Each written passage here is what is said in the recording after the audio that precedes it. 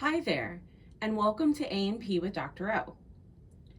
In our video here, we're going to take a look at the muscles of the head and neck, and we are looking at these muscles and the face from a lateral view.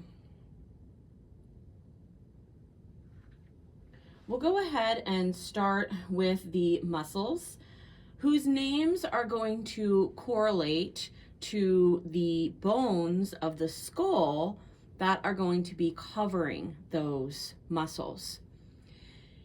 And a few things to think about when we're doing our muscle names is they will all be in Latin, but the benefit to that is the muscle name is then going to tell you either where it's located, what the muscle looks like, what the muscle does, or the name might do a combination of those things.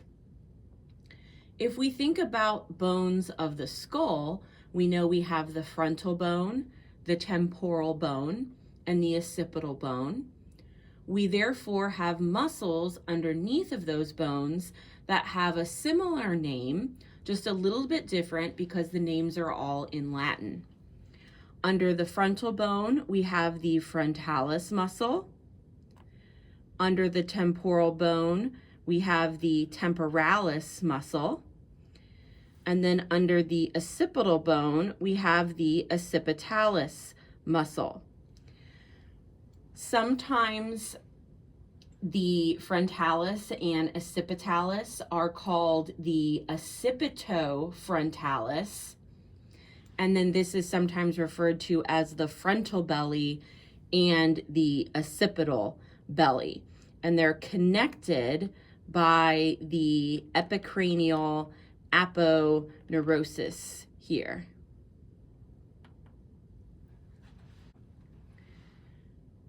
Next, we'll look at this muscle around the eye.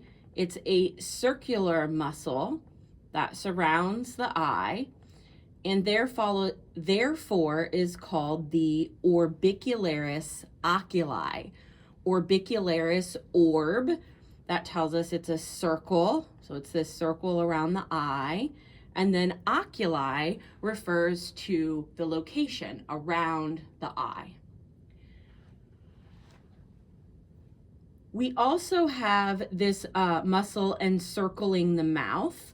So we have this muscle that forms a circle around the mouth. This would be another orbicularis muscle, but since it's around the mouth, we have orbicularis oris.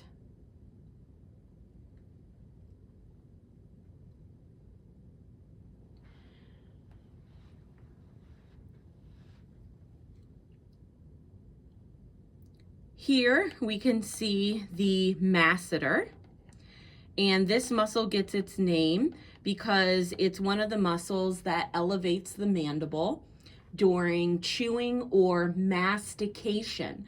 Mastication is another name for chewing, and therefore we get then this muscle known as the masseter.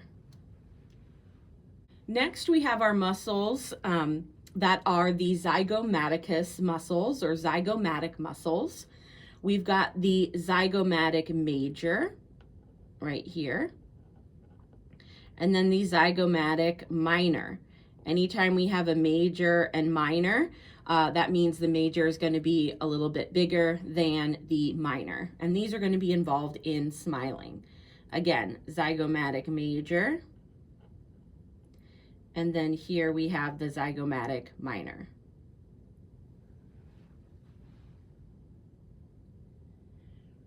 We can also see the sternocleidomastoid. So this gets its name because it's going to have attachment points on the sternum, the clavicle, and the mastoid process of the skull. This again demonstrates why our bones and bone markings can be very important in understanding our muscles, not only their attachment points, their origins and insertions, but also their names as well. So this here, this muscle here, is going to be our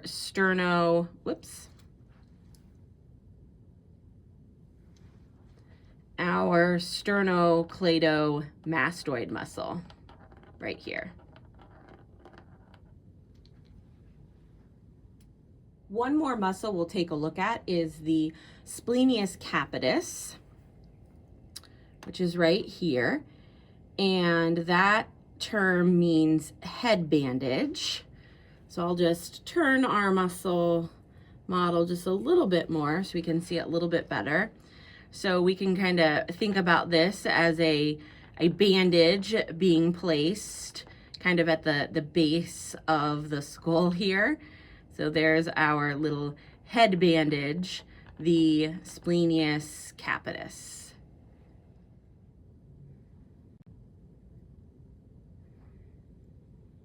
And I just want to point out one more muscle that's peeking out right here. So again, this is the masseter. Here's the zygomatic major. So just peeking out right here, that muscle there is known as the buccinator. And it gets its name because buccinator means trumpet player. And the action of this muscle is, think about the blowing action you need to do to blow bubbles, or the blowing action to play a trumpet.